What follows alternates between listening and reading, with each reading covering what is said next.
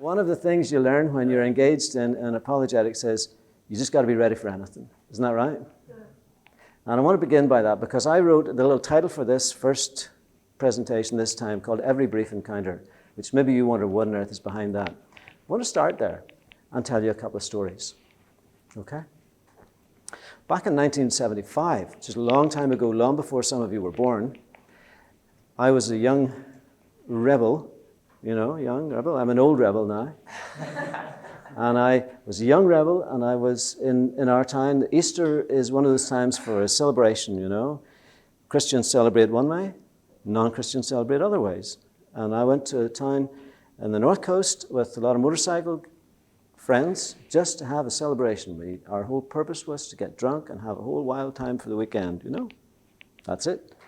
And on my way there, motorcycle broke down. Not a very nice experience.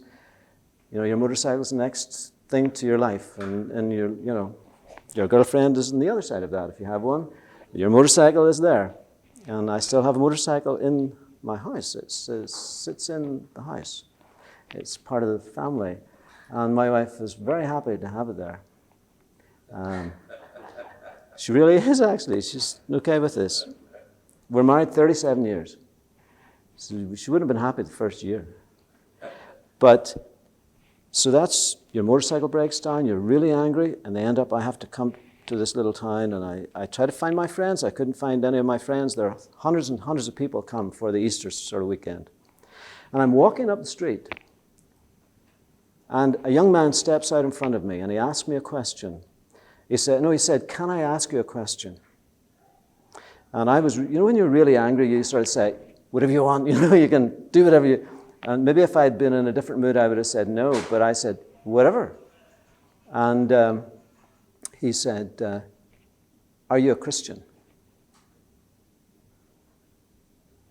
And I just looked at him, I thought, and I didn't answer the question. And I turned and I walked away. And that question started to play in my head, you know. And I couldn't get it out of my head. And I started to think about it. And I had grown up in a Christian home. My father had been a pastor, but he left my mother when I was 3 years old and went off with another woman. And my mother then brought me up for another 6 years, and then she died with cancer. So I was sent to a boarding school where I had come to faith when I was about 9 years of age, consciously come to faith. There was a whole lot going on, I'm sure, in that story. So I was conscious of making a response when I was 9.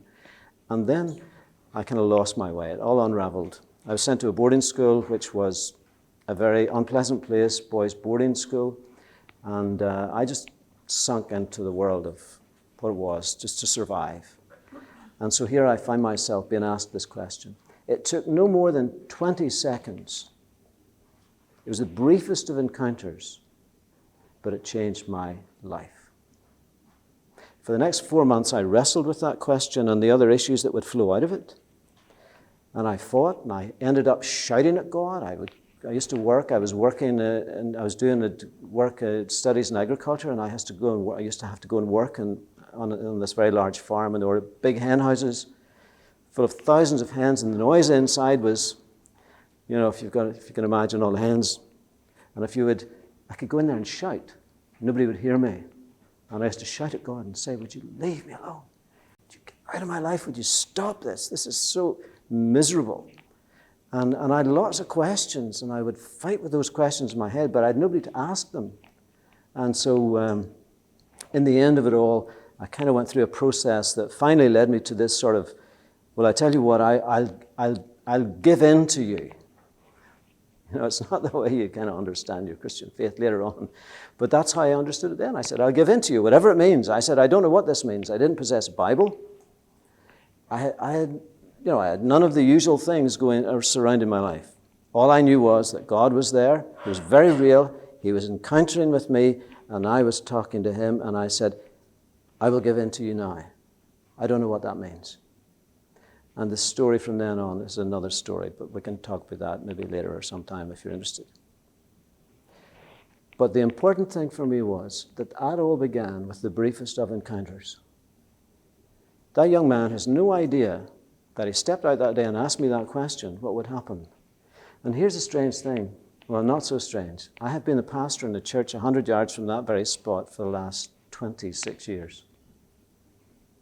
I walk past that place every day. The place where he spoke to me at. It's a bit strange, isn't it, God has funny ways of doing things, So when people say to me about, how important it is, the big thing is important, I say, no. Every brief encounter. But how do you prepare yourself for those brief encounters? We have to prepare ourselves thoroughly. Because what would have happened if he asked me the question and I said, actually, no, but could you tell me?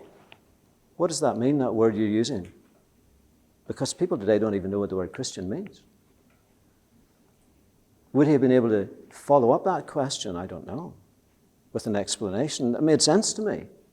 And it wasn't just a whole lot of theological Christianese language. Because I hadn't a clue. And some weeks later, I remember sitting down with two young men at a table who were Christians and saying to them, look, explain to me, why did Jesus have to die?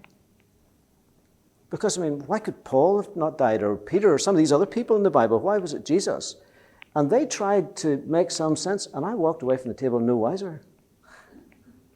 Now, I'm not saying it was all their fault, but I'm just saying that, these moments come in our lives, and we need to be equipped to be able to give some sort of an explanation for what we believe and the questions they're having. So some of you may well go on and lecture. You may be in the academy, and that's where you're going to deal with people. Some of you will be with your friends.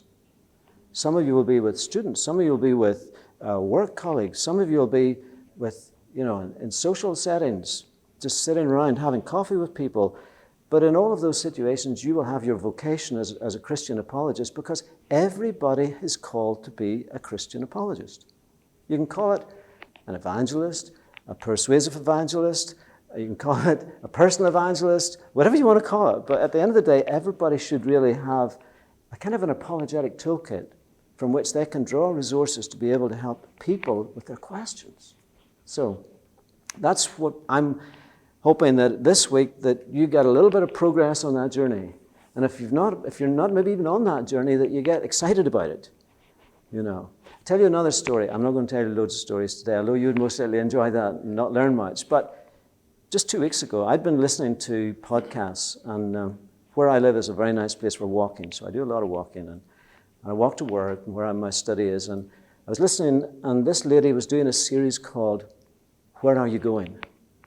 You can get it on the BBC World Service. And she goes to all cities in the world, and she just takes out her microphone, and she goes around the city, and she asks people, she says, would you mind, could I ask you a question? And people say, whatever, and some most likely don't answer, but those who do, she says, just want to know, where are you going? And out of that one question come all sorts of amazing stories. You hear about, people stop and tell their life story to her. Somebody's coming from the hospital, somebody's going to visit a child, and then she starts to dig a little bit deeper. So this afternoon I was out and walking, and I come along, and there's a man standing there with his bicycle. It was an electric bicycle, so it kind of, it was interesting. I see a few more of those around, and I stopped and I says, would you mind, could I ask you a question?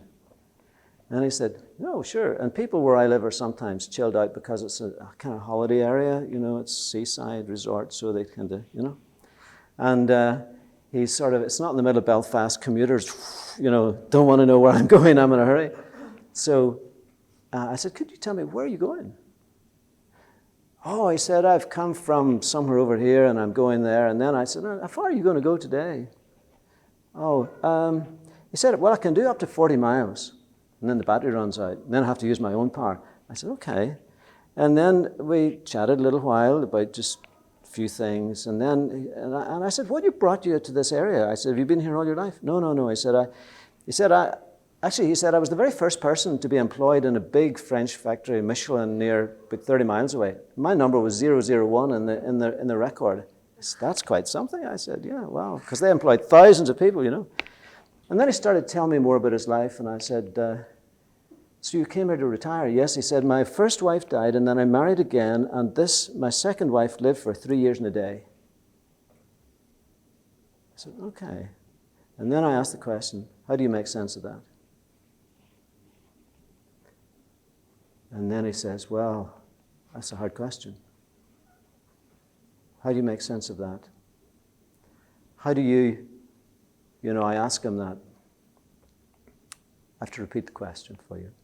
And he says to me, well, I'm really struggling, and I have gone to a church. And I thought, oh, you've gone to a church. That's the first time anything Christian has even been mentioned in our conversation. I didn't tell him who I was. I'm there, just like this.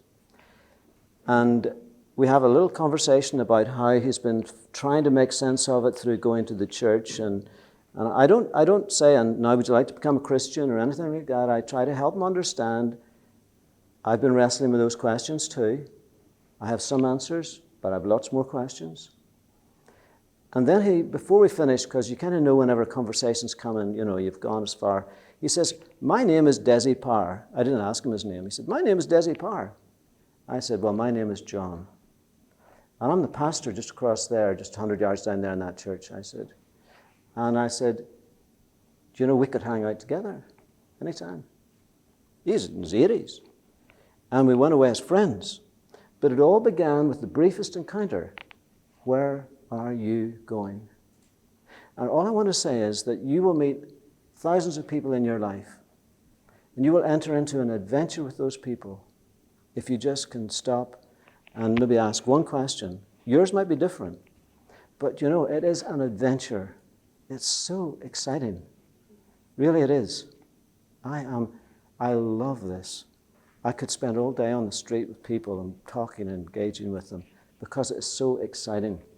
So the question here is, what are the issues and that the culture you're facing in your culture? And all of these questions, all these answers relate to that particular question. Questions in the culture. Here we are. Okay.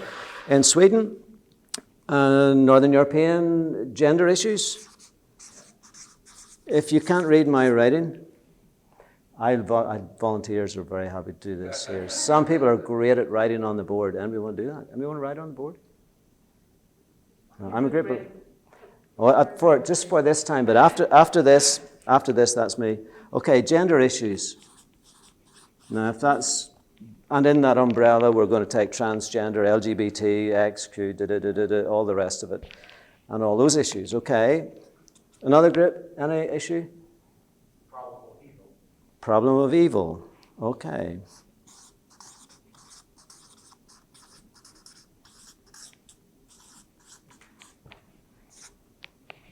Another one. Migration.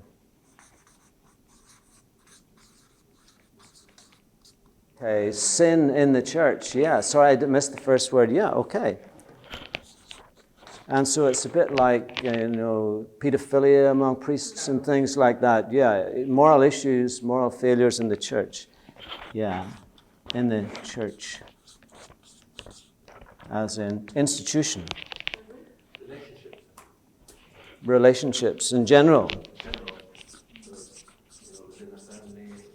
Mm-hmm. Technology, yeah. Mm-hmm. And artificial intelligence.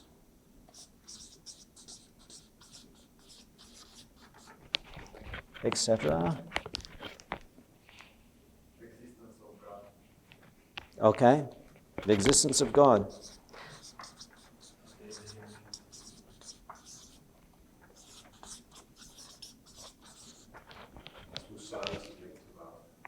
Yeah, science questions.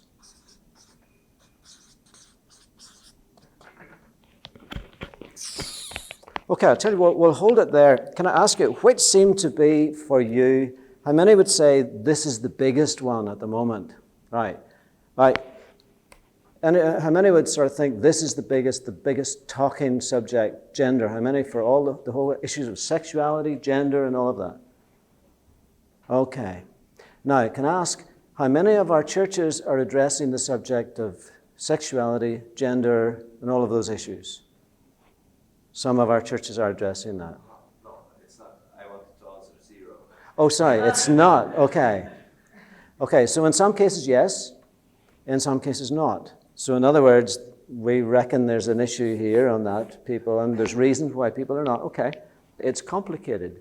And maybe that's a good thing to say about all of these things. It is complicated. And answers, therefore, simple answers don't solve complicated problems. But sometimes we have been given simple answers. You know, the church sometimes gives an answer and that's it. And it's not a dialogue, it's not a communication, it's not a listening. It's just, this is what we think, and this is what we say, or this is what we believe. But when we come to think about apologetics, that's not what we're about, is it? As apologists, we're not just about simply telling people the answer to a problem. When it comes to apologetics, we have to operate on a slightly different approach. This just works really out really perfect. You know, it's great to know that the Holy Spirit is always controlling everything, including the technology. So when we think about what it is we're trying to do, we begin with definitions. And so much about life is about definitions. If you think about it, I mean, we have used loads of words here this morning. But you say, for example, use the word sin. Sorry, Maria. Sin. And if you'd used that word to a person on the street, they would all, if you were to say, could you tell me what do you mean, what is sin? And you get a whole stack of different definitions of sin. They might define sin as what other people do. You know, the church, full of sinners, not us. Or it could be big sins, small sins, important sins, not important sins, you know. So you think, okay, definitions. So much is about definitions. And when you and I are engaged with other people, it's always important to ask the question, what do you mean by that? What do you mean by that? Because, you know, people say things, you know, especially if we're engaging with people who may be really interested in having a conversation, and they come from any background, whatever it is, they already have a whole set of presuppositions and assumptions about everything based on what a whole host of other things that have been influencing them. And they will say things, and you will then, you know, you will say, well, yeah, but what do you mean by faith? And they haven't even thought about that. And then you start to unpack that a little bit. Actually, we're not talking about the same thing. When you talk about faith and I talk about faith, we're talking about two different things. And they may say to you, well, what do you mean by faith? And then you explain what faith is, that it may be your understanding of faith. You might want to tell them a story because you're in the 21st century. And you decide that the best way to communicate with somebody who's 22 years of age is to tell them a story rather than to give them a text. Okay? Now, I'm not saying we don't give them the text. I'm a preacher. I preach twice every Sunday. I'm in the Bible hours every day of my life. But I also understand that lots of people don't know the Bible from beginning to end. Always be ready to give a reason for the hope. And the word reason there is actually the word from which we get apologetics. You most likely know that, but I'll not assume that. Apologia is the Greek word from which we get apologetics. In the Greek context, apologia means to give a defense, a legal defense. So and for Peter is written in the context of persecution. So when he's thinking of the people who are being persecuted, if you're to give a reason, why is it that you are believing what you believe? And you're experiencing this suffering, what we were hearing this morning. So that you could say that those Egyptians who were all beheaded in Libya, they gave a reason in the most powerful way, didn't they? Because as Rameh says, you know, the word martyria means witness. And a witness is another way of explaining and apologetics. And it's all linked in together. So that's one way. Another definition, which is a kind of a hybrid of, last night, the man I'm sharing with, we've been sharing for years and years and years since we've been coming, and he's from Wales, David. And I said, David, I'm not happy with this definition I find here, so can we not come up with another one? So he and I worked it out, and I could actually put David's name down here, David Job. You can write David Job as the definition if you want, but if you can spell David in Welsh.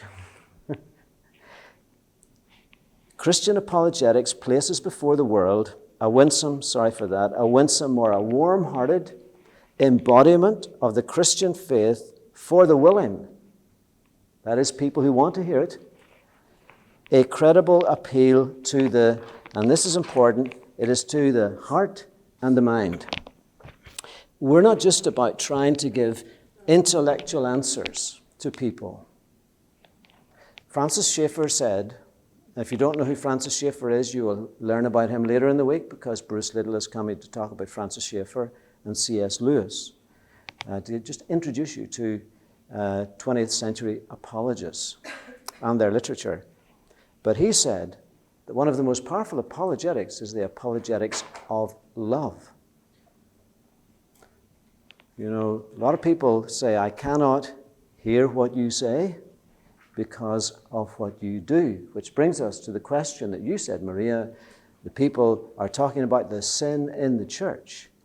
And in Ireland, the population of people who would aspire to be Christian, admit to be Christian, or confess to be Christian has plummeted since all of the revelations about sexual abuse in the church.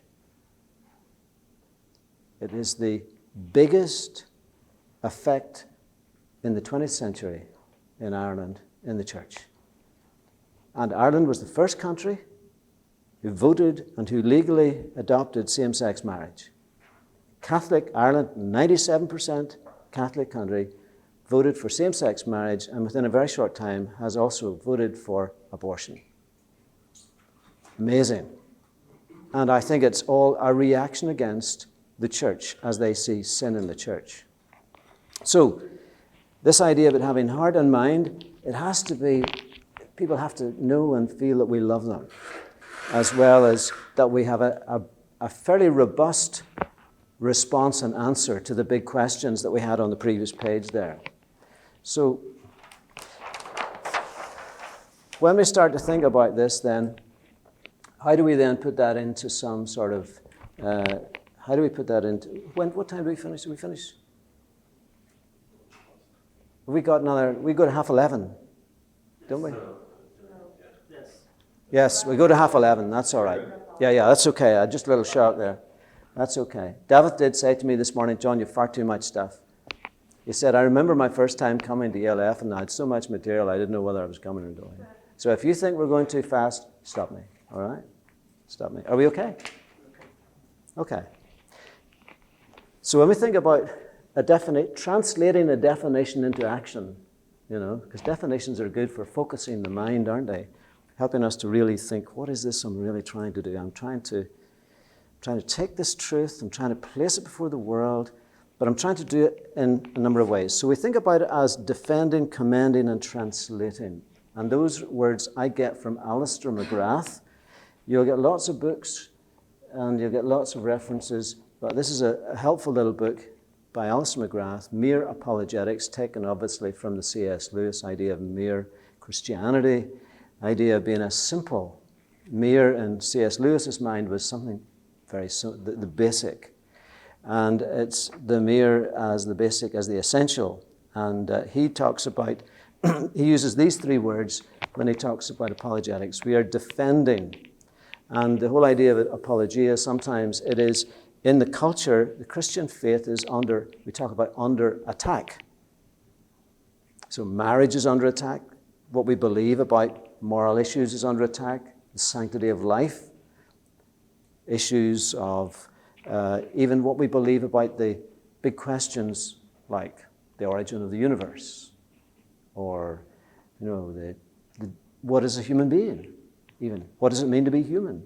These things used to be all understood and given nearly. You would never have anybody thinking, oh, I have no problem, I know what a human being is. I know what a boy is. I know what a girl is. But today, they're all under attack, all of these ideas. So in one sense, we defend, and so you may be called upon to defend. And in a country where there's an attack, say, for example, in regard to issues of the practices of the church, your friends may say to me, well, you're a Christian. I mean, how do you explain this? And you feel you've got to defend. Well, sometimes you can't defend sin, can you? You just have to own up to sin. You can't defend it. The only one who ever defended sin was actually Jesus, who took it. And in taking it, he was bruised for our sins and said, well, actually, we could talk about, that question could lead us into reading the gospel about where somebody really did address the issue of sin. But that's another story. So we're defending certain things, and as I say, this is only introducing us to this, so we'll cover broad things. And you want to equip yourself in order to defend. There's a whole host of ways to defend, aren't there? I mean, some people think the best means of defense is attack, don't they? And, if you go to certain websites, that's all they do, is they just take things and they attack people. But the best ones actually are more smart than that. And you think, I have to defend the faith. I mean, I know Charles Spurgeon is someone you may have never heard of, but he was a preacher in the 19th century in England. And he said, you don't have to defend a lion, you just have to let it out of the cage. And he was talking about the Bible, meaning you just have to let the truth be known, and it will defend itself. And that was true, but that's not true today, because the people that we're talking to don't even know the Bible. In Ireland, where I live, it was a land of saints and scholars. They re-evangelized Europe in the 8th century, most likely through the sort of monastic movement. And yet, if you were to come to the schools, primary schools, I visit primary schools regularly and do apologetics with the senior classes, the 10-year-olds. And I talk to them about things just like Jesus, for example. I'd say, who do you think Jesus is? It could be a footballer to some of them. It could be, they just don't know. And the town that I live in has maybe 10 churches for 10,000 people. And the children don't know. And their parents know a little more, but not much. So we're living in a culture today that is really very, very different than the culture that certainly I grew up in. So we have to understand that defending does raise a whole lot of questions about that. Commending. Well, when we think about commending, we're thinking about being positive. If you had a friend or somebody say, tell me about such and such, and you say, well, I can really commend them to you, or you recommend somebody, so you were recommended to come to ELF. Somebody recommended you, didn't they? They said lots of lovely things about you. They said all sorts of positive things about you. They said that you were just the ideal person, your background, your experience, you're a strategic person, and I'm sure those things are all true. They are true, believe me. And that's saying positive, it's not being really positive. So when we think about it, apologists, and we're trying to commend the gospel, the truth, and when we talk about the gospel, I just used that word there, you need a definition, don't you? What is the gospel? Well, we know the evangelion in the Greek, it is the good news. And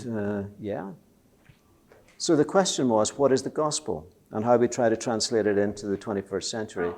And you have answered for us that it is, you took the Roman historical situation. The evangelion was a piece of good news that someone would be sent out from the center to tell the good news. A new emperor has been elected or whatever, or a war is over. And it's good news. So then when you write that in the Bible, then everybody knew what good news was. But now we were telling, but the really good news is another war has ended. And so on. So yes, so that's the definition. So we're commending the gospel and all that's positive. We're translating. Lost in Translation, the film. Maybe you've not seen the film, but they don't hang around long, films, do they? I mean, nowadays they're in the screen for 2 months and then they're gone. And if you go looking for them in the internet, and I have to say that films are a great means of communicating with people in apologetics. If you can, because film is the modern book, isn't it?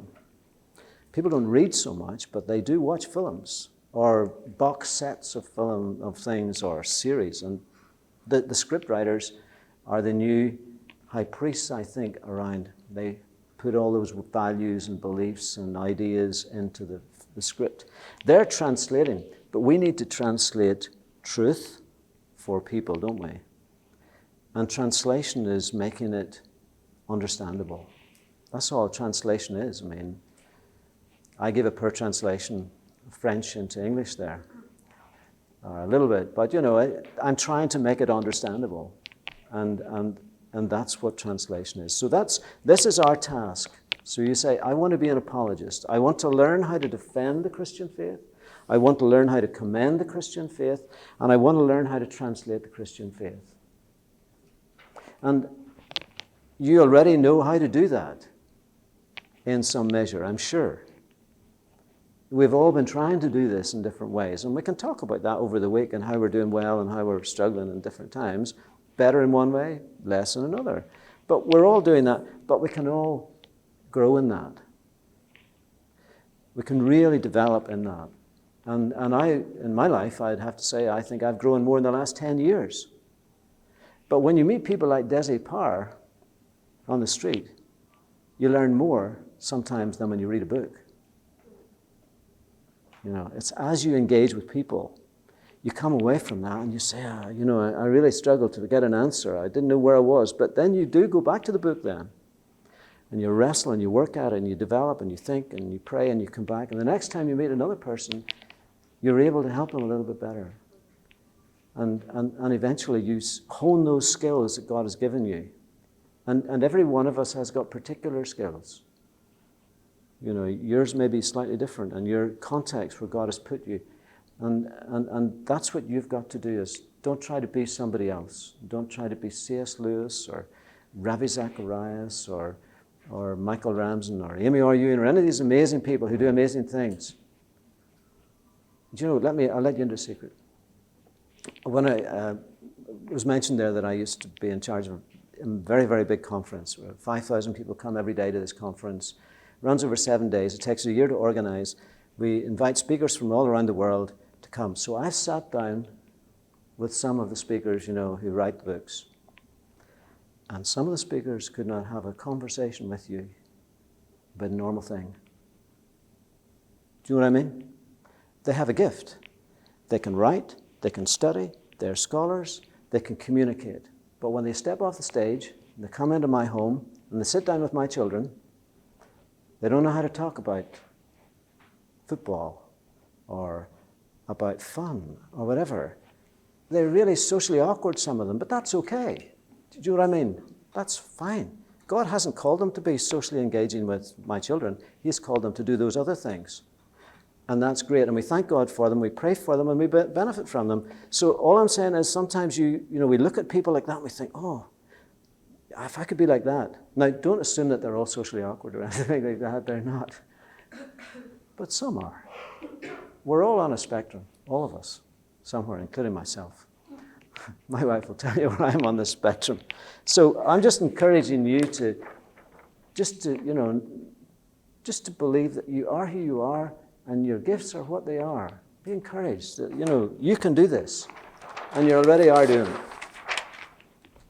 Now, just want to get you to, and on the, I'm going over some stuff here, and part of it is, I'm going to leave out the questions that the 10-year-olds I work with gave me, but I'll read them to you because they really are interesting. Here's some of the questions that the 10-year-olds did this last autumn when I was working with them.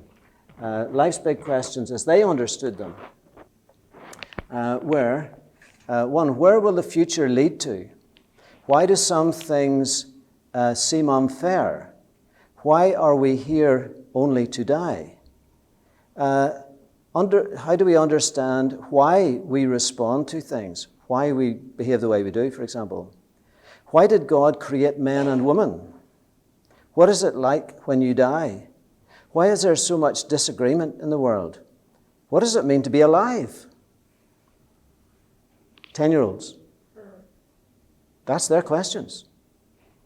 What I do is I take a video from the news that day so that it's entirely unbiased.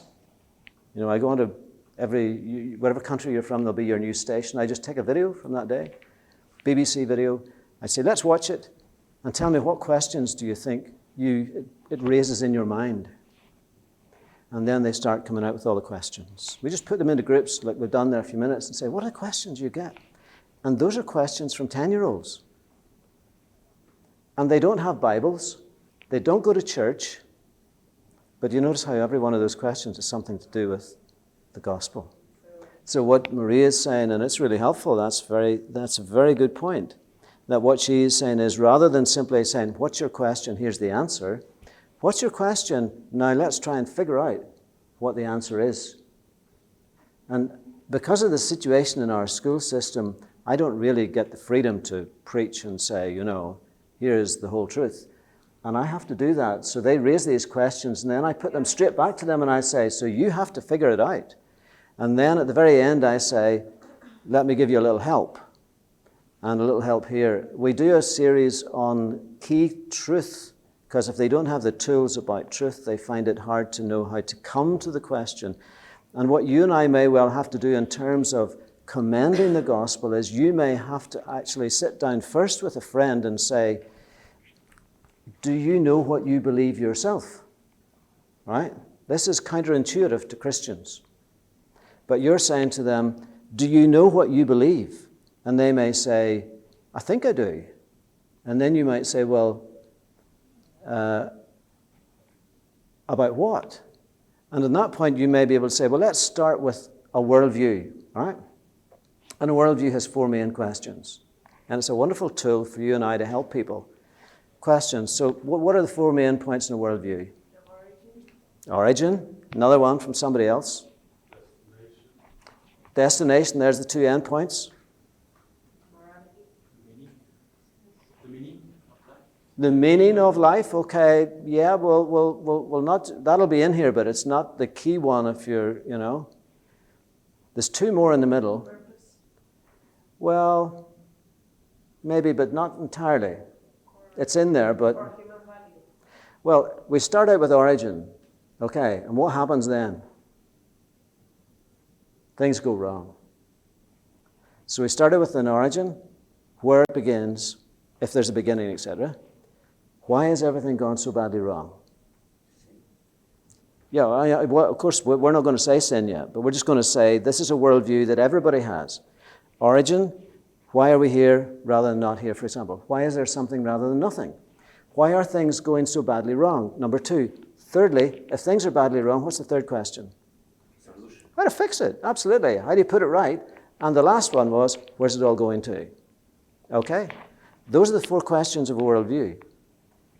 And so you may hear them in a different way. I mean, yeah, Katerina is saying some people will say, but it's not gone wrong. That may be, and that's why at that particular point, your job as an apologist is to follow that line of inquiry with them. Do you know what I mean? If I said, life has not gone wrong, and I'd say, well, what makes you say it's not gone wrong? Or I might say then to them, and has it not gone wrong for somebody? Or do you think it will never go wrong? Then why is it so right? Then I might turn it right round and say, well, can you explain to me the problem that I have with evil? And I would ask them to try to have an apologetic answer to me. I'd say, I have a problem with evil. You don't have a problem with evil. I have a problem with evil. You have no problem with suffering. Have you no problem with the fact that terrible things happen to people? I would say this to them, and then I'd say, can you explain that to me then why that's not a problem? And they may then have a problem. Or they may live in denial. But we did say there that apologetics will present in a winsome way before the world for people who are willing, a credible explanation of the truth for hardened mind. But not everybody is willing. I know that. And I meet people who live in denial and they say, I don't want to. I don't even want to go there. And that's okay. But generally, we will find that it's in one of those times in life when life is falling apart that people then have questions. As we were thinking this morning in our plenary, in suffering, people have many questions. And everybody faces suffering sometime in their life, if not directly, indirectly in their circle of people. So we haven't got time to do this now, but we can come back to some of this, but I know we're really running out of time. I just want to sort of press on and just say, that is a worldview. And those worldview, there are different words that are used to describe a worldview. It could be origin, mess, restoration, and glory or something, but it's essentially the same thing. And what you may well do with a person is you can say to them, would you like us to sit down and try and figure out your worldview?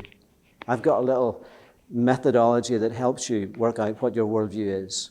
And I can give you a place where you can get that. And you have six little kind of question focuses, about 3 or 4 questions with somebody, and they look at issues like morality and issues that are general to everybody. And most people come thinking, I believe this, this, and this, and this. But when they're asked these questions, then they find out, maybe I don't believe that. Because the questions force them. It's like what Francis Schaeffer, the apologist, did say. He said, you've got to keep asking the questions, pushing back, pushing back, pushing back, until the roof of the house falls in, is the way he described it. In other words, you've got to force people back to the implications of the things they say. So that if somebody says, I think the world is all right, and I'd say, well, do you think the world is all right for everybody? And then if they say yes, I'd say, well, what makes you an authority to say that? Because they've actually taken upon themselves a kind of sort of slightly divine approach, haven't they? I can determine for all mankind that everything is all right. I'd say, I don't know. So I think that, you could do that. And what that does is then it creates those opportunities for every brief encounter. We don't have time, but it is a special study in apologetics, and this is kind of introductory, just introducing you to the idea that there has been a flow of truth throughout all of history. So that where we have arrived at today is part of a journey. And if we can understand the journey, we can understand why we are where we are. So, I mean, you may, if you're a history student or you've studied history, you'll have understood things in certain ways, but there is the history of ideas. So you can take from sort of Plato to Picasso, as it were, and you can go through the narrative of those ideas, and you can see the flow of the way things have gone. You can go through sort of like the medieval period, or you can take sort of like Renaissance to Reformation to Enlightenment to modernism to postmodernism, and you can see what the key things were in each of those times. And you say, if you had been in a time capsule and you could have gone back to the Renaissance and woken up in Rome in the Renaissance or in one of the big cities in Europe, you would have had a very different world. And ideas would have been different, and beliefs would have been different. And you would have seen people, and if you'd have gone back, say, another few hundred years, that people would have been forced to become Christians at the sword, the way Muslims make people Muslims at the sword, like Charlemagne. That's what they were running around doing in Europe at that time. They were slaughtering people to make them Christians. If they didn't become Christians, they were killed. Maybe you don't know that history. It's good to study the history. The study of the history of ideas helps you to see that the Reformation is not the beginning. A very important place, but not the beginning. I'm reformed in my thinking and theology. I'm quite happy to admit that, although I'm still a radical. I think Reformation is radical, actually. And to be a reformed is radical. Yeah, depends where you're standing. So if you take that flow of history through that and you kind of try to understand it, it'll help you understand why we are where we are today. And that's a good study. We don't have time, but that's a whole other area. But it feeds into the apologetic story and helps us understand that. And I would just want to mention that at the end of that, there's 2 questions I want to really think about. One is where we are. That story leads us to today, which is back to these questions that we had at the beginning. And we say to ourselves, the journey has taken us from our roots, and we know if Christian roots go back all the way to the beginning, in the beginning, Genesis 1:1 or John 1:1, in the beginning was, God created whatever, and Jesus the Word. We have come here today, but if you take the church, what has happened in this time is that today we find ourselves that there's a gap between the society and the culture and where the church is. The gap. And what is going to bridge that gap? People who think, hear, people who study, people who pray, people who understand the truth, and then can communicate it to this. That's what we're about, trying to bridge the gap. We're trying to bridge the gap, and it's one of the most exciting things to see that gap being bridged. But the reason why some of the churches are not doing it is because they have done what? They have pulled up the drawbridge, and they built a big wall around themselves, and they've tried to get all their people inside the way you would do in warfare in old times, you know. All the people come in from the surrounding countryside, closed up, and then they were under siege. And they have a siege mentality, and they think the world out there is trying to destroy them. But if you and I believe that God is God, He is sovereign Lord of all things, Jesus Christ has demolished every power, Satan is destroyed, you're no longer a slave. We sang it this morning. Maybe you sang it. If you sang it, do you believe it? That you're no longer a slave. Sin is no longer, you never sin as a slave anymore, as a Christian. You sin as a Christian, but not as a slave to sin. You choose to sin. Romans 8. And so you say, Jesus rules and Jesus reigns, so we don't need to build a wall around ourselves. What we need to do is open the doors, and then we need to go. And time is up and we have to finish. Isn't that amazing? That's what I'm told from the back. So, to do that in the gap, we can take questions as we go along. I've just done introduction. Are we okay? Any questions anybody wants to ask? You can. We're going to go for coffee, and I'm hanging around here. And if you want a question or just follow up, this is just priming the pump, Gas. Okay, so I hope that's all right. Are you with me? Yes. We're all together. Good. That's okay. I was said I was simple, so it is simple.